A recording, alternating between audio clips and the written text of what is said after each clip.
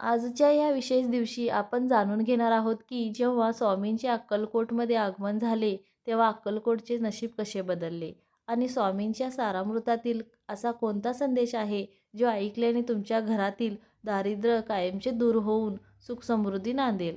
हा व्हिडिओ केवळ माहिती नाही तर स्वामींनी तुमच्यासाठी पाठवलेला एक आशीर्वाद आहे. त्यामुळे एकही क्षण न गमावता हा व्हिडिओ शेवटपर्यंत पहा, कारण आज तुमचं नशीब बदलणारी कथा तुम्ही ऐकणार आहात. मी ज्योती शिंगे तुम्हा सर्वांचे मनापासून स्वागत करते. चला तर मग स्वामींच्या या अद्भुत लीलेचा अनुभव घेऊया. अक्कलकोटचे नशीब बदलले. जेव्हा श्री स्वामी समर्थ अक्कलकोटमध्ये आले तेव्हा त्या भूमीला पावित्र्य लाभले. आजही लाखो भक्त तिथे जाऊन कृपा अनुभवतात. हेच ते पवित्र स्थान जिथे श्री स्वामी समर्थांनी अक्कलकोटला दिव्यता दिली. इथूनच अक्कलकोटचे नशीब बदलायला सुरुवात झाली. या भूमीत आजही स्वामींची कृपा जाणवते. अक्कलकोटचे नशीब बदलले. स्वामींचे आगमन.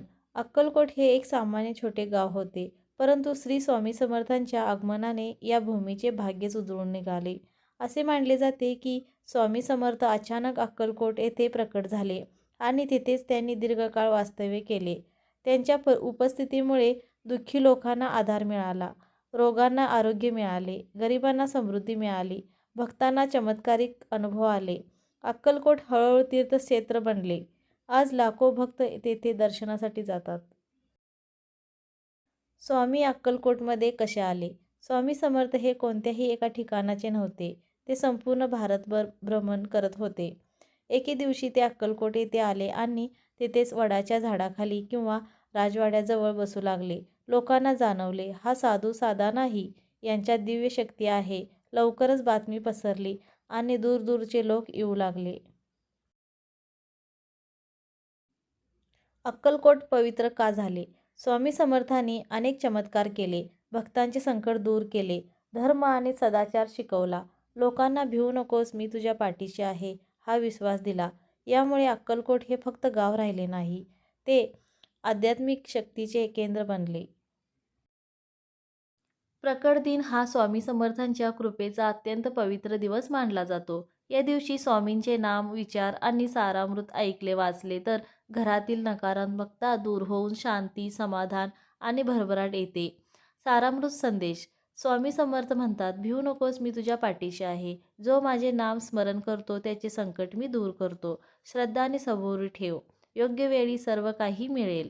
या दिवशी करा हे छोटे उपाय. स्वामींच्या फोटोसमोर दिवा लावा. ओम श्री स्वामी समर्थ हा जप 108 वेळा करा. शक्य असल्यास सारामृत किंवा स्वामी चरित्र वाचा.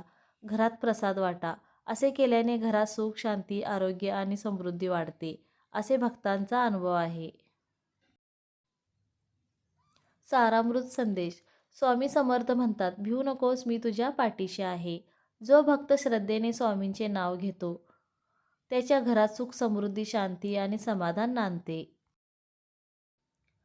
तुम्हाला स्वामींचा हा प्रकट दिन विशेष व्हिडिओ कसा वाटला कमेंटमध्ये नक्की सांगा. आणि जर तुमचा स्वामीवर विश्वास असेल तर कमेंट बॉक्समध्ये श्री स्वामी समर्थ लिहायला विसरू नका. हा व्हिडिओ जास्तीत जास्त लोकांपर्यंत शेअर करा, कारण स्वामींचा हा संदेश कुणाचे तरी आयुष्य बदलू शकतो. अशाच नवनवीन प्रेरणादायी कथा आणि स्वामींच्या अनुभवासाठी आपल्या ज्योती शिंगे या चॅनेलला नक्की सबस्क्राईब करा. स्वामी समर्थांची कृपा तुम्हा सर्वांवर सदैव राहो हीच प्रार्थना. श्री स्वामी समर्थ.